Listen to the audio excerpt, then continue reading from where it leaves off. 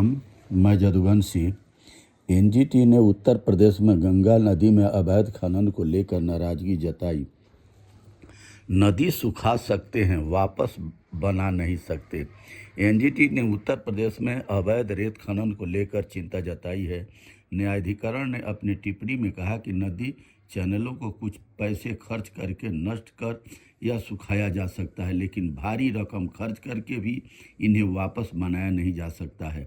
न्यायाधिकरण ने हाल में कानपुर और उन्नाव में अवैध रेत खनन से गंगा नदी में हो रहे प्रदूषण से जुड़ी याचिका पर सुनवाई की। उसने इस पर सख्ती से रोक लगाने को कहा। न्यायाधिकरण ने अपनी टिप्पणी में उत्तर प्रदेश प्रदूषण नियंत्रण बोर्ड के भी लापरवाह रहने पर नाराजगी जताई। कहा कि याचिका में प्रस्तुत किए गए तथ्य और परिस्थितियां स्पष्ट करती है कि खनन कार्य में प्रोजेक्ट प्रमोटर द्वारा पर्यावरण कानूनों का गंभीर उल्लंघन किया है। इसके बावजूद प्रदूषण नियंत्रण बोर्ड ने इस पर ध्यान ही नहीं दिया है।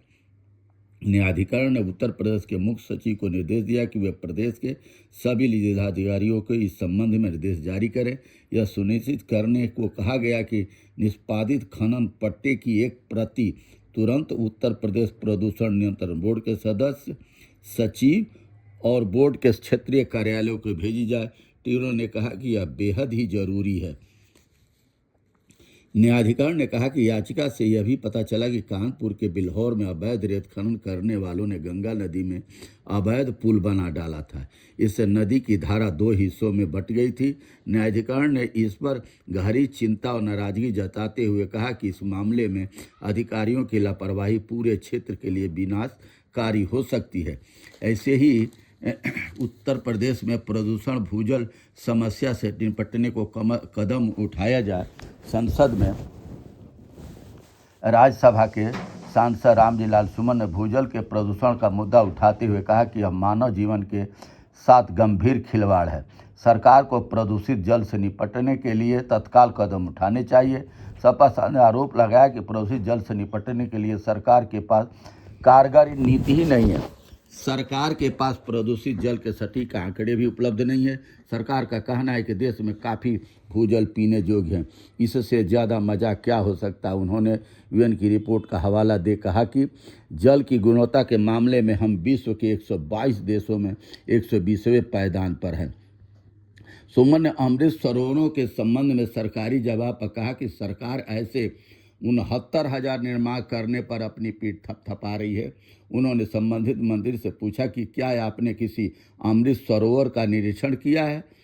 ये तथाकथित अमृत सरोवर या तो गांव की गंदगी का ठिकाना बने हुए हैं या सूखे पड़े हुए हैं। ये वर्तमान सरकार डबल इंजन की जहां भी सरकार है, पोखरा, तालाब, कुआं जितने भी हैं पहले के हमारे ऐतिहासिक पुराने पूर्वजों के थे, वो सब धीरे धीरे कब्जा होते चले जा रहे हैं और उनको भरता चला जा रहा है। कहीं अगर कुआं तालाब है तो उसमें कूड़ा डाल दिया जाता है।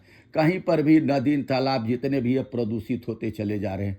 सरकार की नीतियां वो होनी चाहिए कि अगर सजग हो जाए तो नदी सेना भी बना दी जाए तो अधिकांश नदियों का जितना भी प्रदूषण है, कूड़ा करकट जितना भी हर शहर से हर गांव से जाता है, वहीं से वहीं बाहर ही रोक लिया जाए तो बहुत प्रदूषण हल हो सकता है।